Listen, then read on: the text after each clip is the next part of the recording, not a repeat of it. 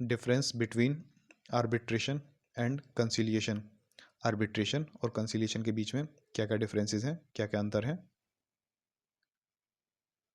अगर किन्हीं पार्टीज़ को अपना डिस्प्यूट रिजॉल्व कराने के लिए आर्बिट्रेशन में जाना है, उनको अपना डिस्प्यूट आर्बिट्रेशन के थ्रू रिजॉल्व कराना है, तो उस डिस्प्यूट्स के ऊपर पहले ही एक प्रायर एग्रीमेंट होना चाहिए, एक आर्बिट्रेशन एग्रीमेंट होना चाहिए।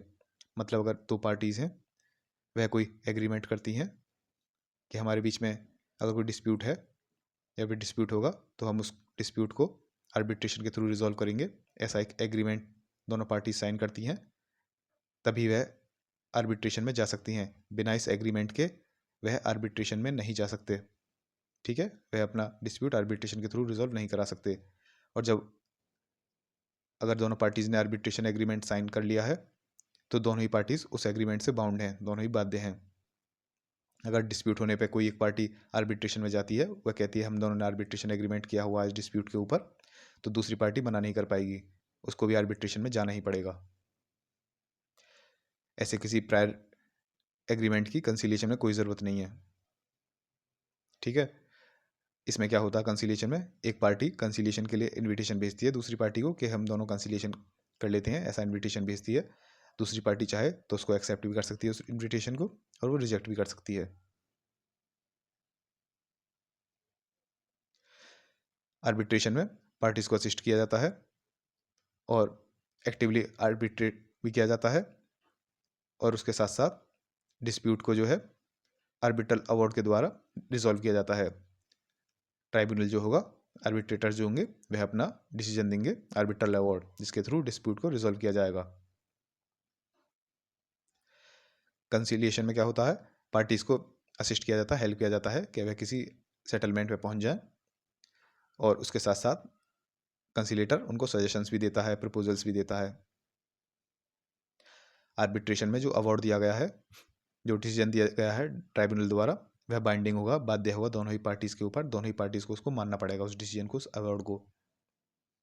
यहाँ पे जो सजेशंस दिए गए थे कंसिलेटर द्वारा, वह सजेशंस बाइंडिंग नहीं है पार्टीज के ऊपर, उन सजेशंस को पार्टी चाहे माने या फिर ना माने।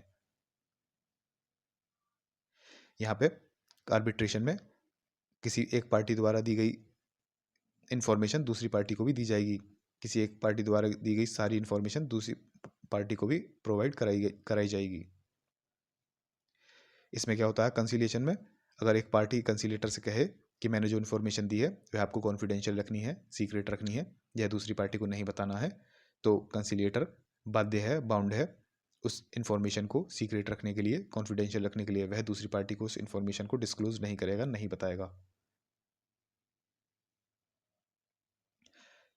आर्बिट्रल अवार्ड जो है, ये जजमेंट है जो कि आर्बिट्रेटर द्वारा दिया जाता है। यहाँ पे जो सेटलमेंट एग्रीमेंट होता है कंसिलिएशन में, पार्टीज के बीच में सेटलमेंट एग्रीमेंट जो होता है, यह पार्टीज भी बना सकती हैं इस सेटलमेंट एग्रीमेंट को, जरूरी नहीं है कंसिलिएटर ही बनाए। आर्बिट्रेशन में जो अवार्ड दिया गया था वह केवल आर्बिट्रेटर ही दे सकता है। इसमें कंसिलिएशन में सेटलमेंट एग्रीमेंट जो है, यह पार्टीज भी बना सकती हैं। कंसिलेटर तो बना ही सकता है, उसके साथ पार्टीज भी अलाउड हैं उस सेटलमेंट एग्रीमेंट को बनाने के लिए। आर्बिट्रेशन की प्रोसीडिंग्स जो हैं यूनिलेटरली टर्मिनेट नहीं की जा सकती, मतलब ही किसी एक पार्टी के कहने पे टर्मिनेट नहीं की जा सकती, दोनों की सहमति ज़रूरी है। यहाँ पे जो प्रोसीडिंग्स हैं कंसिलिएशन में, किसी एक आदमी के कहने पे भी वह टर्मिनेट की जा सकती हैं, कैंसिल की जा सकती हैं, ख़त्म की जा सकती हैं। ज़रूरी नहीं है दोनों ही पार्टीज एग्री हो टर्मिनेट के लिए तभी की जा सकती हैं। अगर एक पार्टी भी कहे तो भी कंसिलिएशन की प्रोसीडिंग्स को टर्मिनेट किया जा सकता है। आर्बिट्रेटर को डिसीजन वगैरह देना होता है, वह लॉ के अकॉर्डिंग देता है। अगर लॉ के अकॉर्डिंग नहीं देगा तो उसके डिसीजन को सेट असाइड किया जा सकता है, कोर्ट द्वारा इनवैलिड घोषित किया जा सकता है। कंसिलेटर जो है इर्रेस्पेक्टिव ऑफ लॉ भी कंसिलिएट कर सकता है, ज़रूरी नहीं है वह स्ट्रिक्टली लॉ को फॉलो करे, उसके अलावा भी अगर चाहे वह तो इर्रेस्पेक्टिव ऑफ लॉ कंसिलिएट कर सकता है। जो आर्बिट्रेशन में जो प्रोसीडिंग्स हुई हैं वह किसी जुडिशियल प्रोसीडिंग में, किसी कोर्ट में एक सबूत के तौर पे पेश की जा सकती हैं। ठीक है। आर्बिट्रेशन की प्रोसीडिंग्स किसी भी कोर्ट में, किसी भी जुडिशियल प्रोसीडिंग्स में एविडेंस के तौर पे, सबूत के तौर पे पेश की जा सकती हैं। लेकिन कंसिलिएशन की जो प्रोसीडिंग्स होती हैं वह किसी भी जुडिशियल प्रोसीडिंग में, किसी भी कोर्ट में एविडेंस के तौर पे पेश नहीं की जा सकती।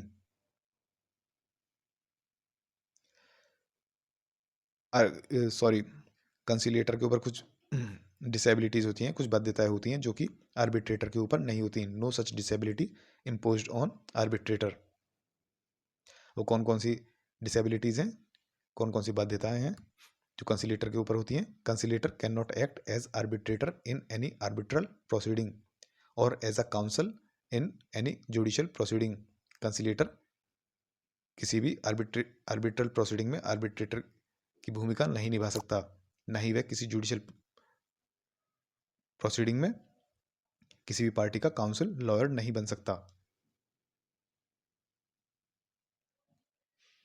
ये हो गए आपके डिफरेंसेस। एक दो बार रिवीजन कर लेना, रट भी लेना, नहीं तो याद नहीं रहेंगे। नेक्स्ट डिफरेंसेस जो देखेंगे हम वह हैं मीडिएशन और कंसीलिएशन के बीच में, ये नेक्स्ट वीडियो में।